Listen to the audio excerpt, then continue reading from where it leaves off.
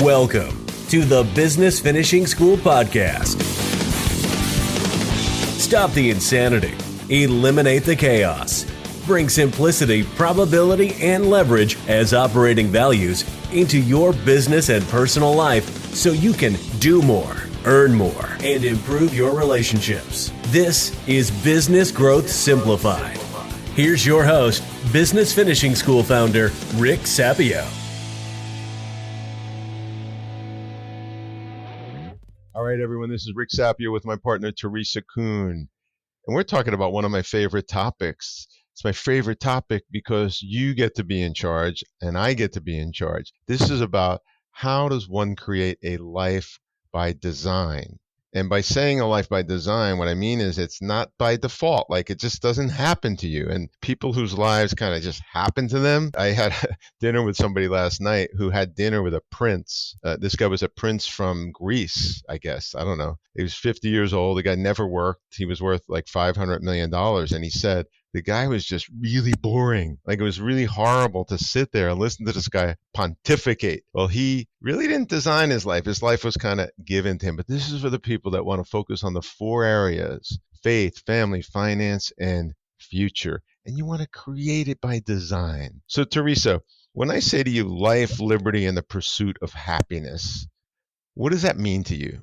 It means the ability to be responsible for my life, having that opportunity to be responsible for my life. You know, there are people who live in other societies and other countries that really have no say in what happens in their life, or limited say in what happens to their life. And when the United States was formed a long time ago, our founding fathers, they risked their lives for the ability to be responsible of their own life, the ability to be the captains of their destiny. Because where they came from, so much of their life was dictated by the government, and they wanted freedom. They wanted the ability to create their own life.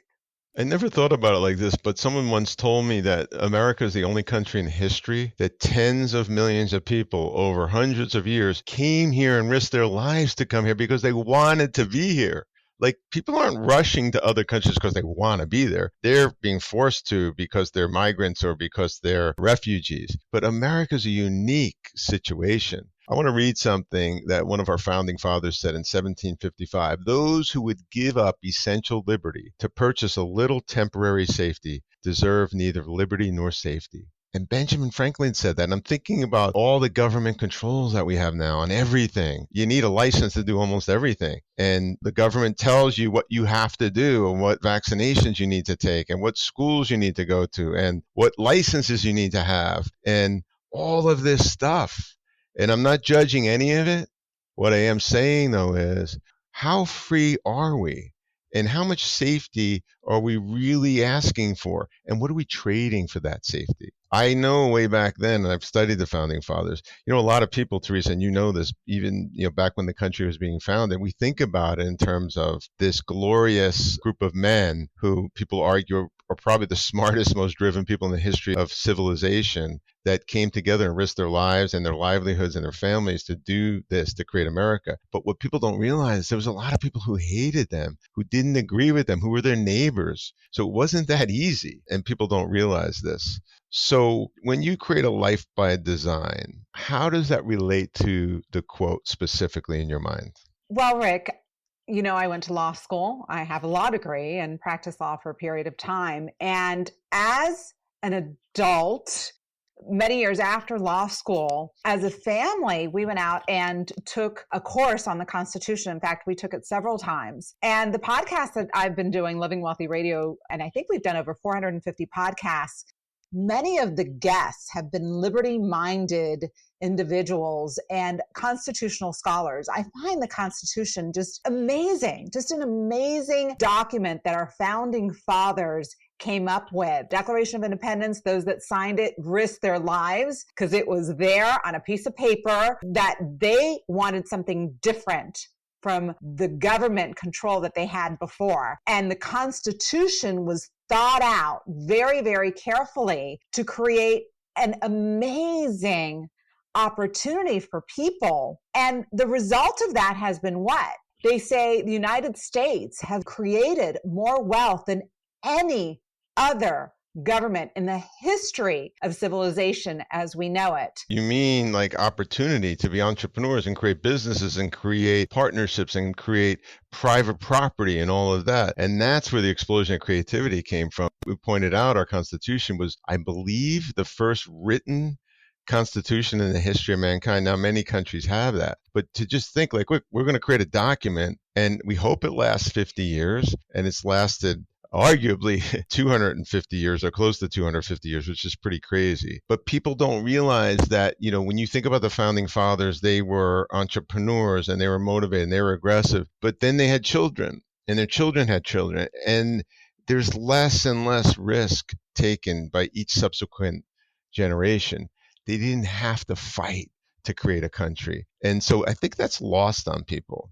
The other thing that's lost on people is, what does it really mean to take responsibility? I think, speaking to the audience now, taking responsibility means I am going to take ownership of this no matter what. And I'm really speaking, this whole podcast, Teresa, why I'm excited to be your partner on this is you and I see the world many times from the exact same perspective and with the exact same values. We do have some differences, and that's when you'll hear some debate. But the reality is, we're speaking to a small sliver of the population. Not too many people buy into this. Not too many people carry their family and their purpose and their values and their business and their wealth creation, et cetera, on their shoulders. So it's almost like we're looking for the personalities of the founding fathers when we talk about subjects like designing your own life, creating the life that you've always envisioned. So it's kind of interesting to put it in that perspective. So if you like what you're hearing here, please share it with like-minded people, because we do need this message to get out,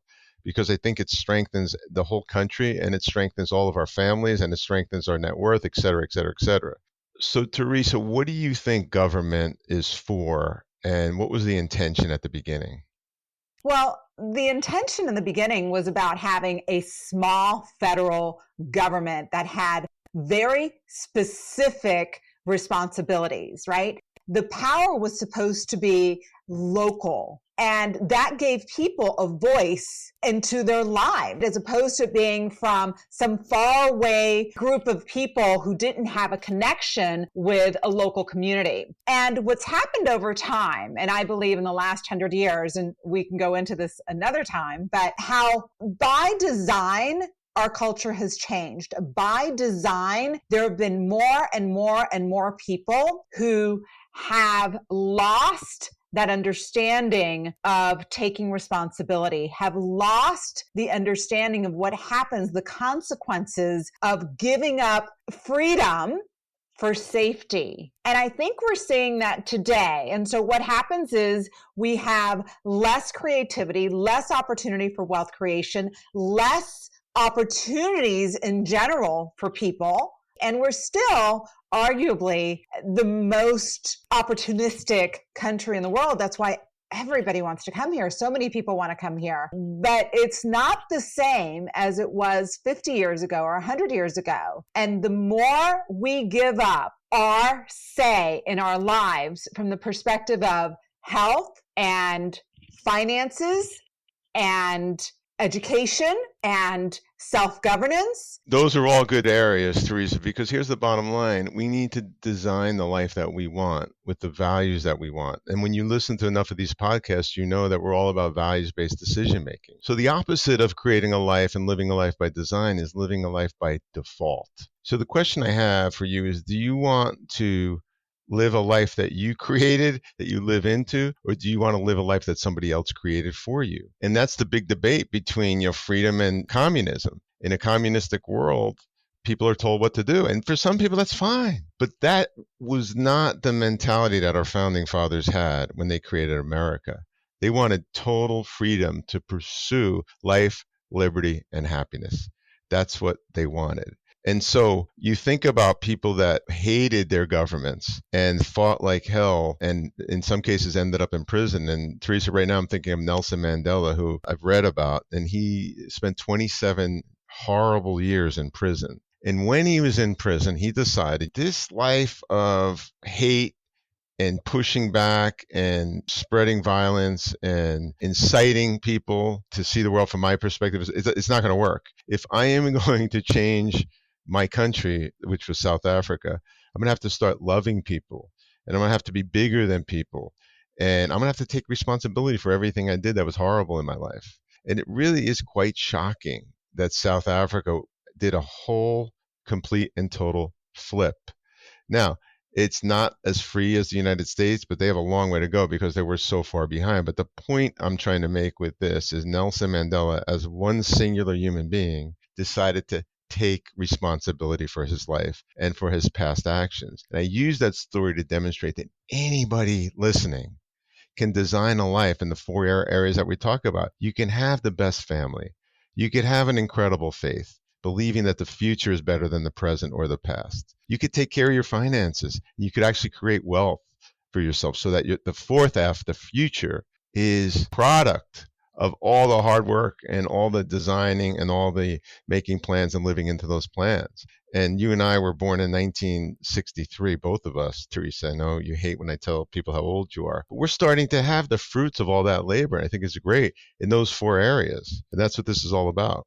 We're just getting better. I mean, it's something that I will say, and yes, I do hate when you say what year we were both born. You could say that for yourself all day long, but don't include me in that. It's really interesting at my age, looking back at my life and seeing where I am today and how much more grounded I am and how much more understanding I have. It's wisdom because it's from experience. And so there's something I do want to talk about, though, when it comes to this topic, is just the subject of mental health. And what does that have to do with taking responsibility? Well, what do mental health professionals say one of the top reasons for anxiety and stress and psychosis and depression is? Do you know, Rick? I'm going to guess it's lack of control or deciding not to take control or not taking responsibility. You got it. So when we don't have a feeling of control, we're feeling like we are out of control. And from a psychological, emotional perspective, that's a terrible place to be, which is why people get very anxious, they get very stressed out, they have anxiety attacks, they take medication, they're depressed. And part of the role of the therapist or the coach is to empower or have the client or the patient be empowered where they feel like the control is back in their life. Who are the most emotionally stable people in your life, Rick? Who are the people that you look up to or you've seen have accomplished the most? I'm not talking about wealth and finance necessarily, just in general. Don't they tend to be the people who are the ones that take responsibility for outcomes? Those that have the locus of control internal. They're not looking outside of themselves. They're not playing victim. If there's an issue, they point at themselves and say, if I want something different, I've got to go create it. Aren't those the healthiest and most successful people in your life? It's a great question because it really plays into everything we're teaching with Money for Life, which is the people that are most successful. I wouldn't say they're happy. I love this analogy. Happiness is the result of really hard work. I like to use the word fulfilled. I have an incredibly fulfilling life. I'm fulfilled. That doesn't mean I'm happy. I'm not happy waking up at 5 a.m. to work out hard and sweat while everybody else is sleeping. That doesn't make me happy. But being in shape makes me fulfilled. Having energy for my age makes me fulfilled. So I think what you're pointing to is this massive shift in American society from a society that was committed to whatever it takes to now a society that in many regards is committed to victimhood. And it gets reinforced over and over and over who could be the biggest victim. And I read somewhere that Americans take 4 billion pills a month. 4 billion pills a month for mental health, relieving anxiety, relieving depression, relieving all sorts of new ailments that we have. And you know what makes people love their life? The result of committing to something and working hard to achieve it and actually achieving it, not a pill. The result of, you're 100 pounds overweight, you go to the gym every day for 2 years, you sweat and you lose 100 pounds and people go, holy cow, you look phenomenal and you feel fulfilled. That's not a mental pill. That is hard work. And so living a life by design means setting the hook, deciding what you want your life to look like. What kind of spouse do you want to have? What kind of house do you want to have? What kind of health do you want to have? What kind of company you want to have? What type of people you want to surround yourself with? And to your question about successful people I know, they know the values in all those areas. They know the characteristics in all those areas, and they plan it out and they imagine it and they visualize it. And I love the quote, if you want something bad enough and you do the work necessary to get it, the universe will conspire to bring it to you. And that's what living a life by design is all about. You know, our founding fathers didn't say that we were entitled to happiness. They said the pursuit of happiness. And the pursuit, just that word alone, what does that suggest? That you pursue, you go after, you take responsibility. And you're right, the end game isn't happiness. It's fascinating. Business Finishing School, which is a labor of love that you've had for a very long time. One of our team members said that one of the lessons that she took from BFS, from Business Finishing School, was the fact that she's not entitled to happiness, that she shouldn't be pursuing happiness. She felt that she had been taught all her life that the end game of life is happiness. And you helped her realize that that's not the deal with life. It's not being happy. It's about being fulfilled. What a difference that small shift can make in somebody's life. The pursuit of happiness is a fool's game.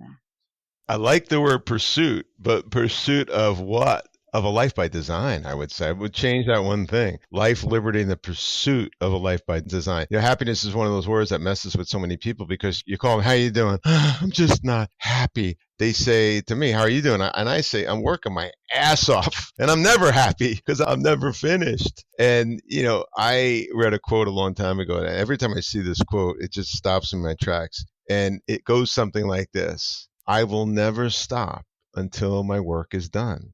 And I won't know my work is done until it's all over. Meaning to me that I'm going to keep going. I'm going to keep getting up early. I don't care till my last breath because I want to be all used up when I die. I love that, Rick. I absolutely love that. And one of my dear mentors that you know, Nelson Nash, he taught me that. He died last year in his 80s and he was all used up. I saw him the month before he died. He knew he was dying. He was ready. He had done everything that he wanted to accomplish. The mark and the impact he has left in this world has been tremendous. And I can tell you, he was all used up in his 80s. He traveled, he spoke, he taught, he wrote, he read every single day. He spent hours pouring into people. That was his life's purpose. And he died done. He didn't have any more living to do. So what Nelson taught me and what I took personally was I want to keep serving and keep contributing in this world till the day I die, so that on that day I can say, you know what, God, you had me here for a reason and I delivered. You gave me so many opportunities. I took such advantage of every opportunity, every gift that you gave me. And it wasn't for me selfishly. It was for me to impact others. That's how I want to die, Rick. Well, Teresa, what an incredible ending to this topic. Audience, I hope you loved hearing this because we really want you to be fulfilled. We really want you to have the fruit of a life by design in the areas of faith, family, finances, and future. So with that, Teresa, thank you so much for another great podcast. You got it, Rick. Thank you for tuning in to the Business Finishing School podcast, where we teach you business growth simplified. For more information on Business Finishing School or their Business Growth Summit event, visit businessfinishingschool.com.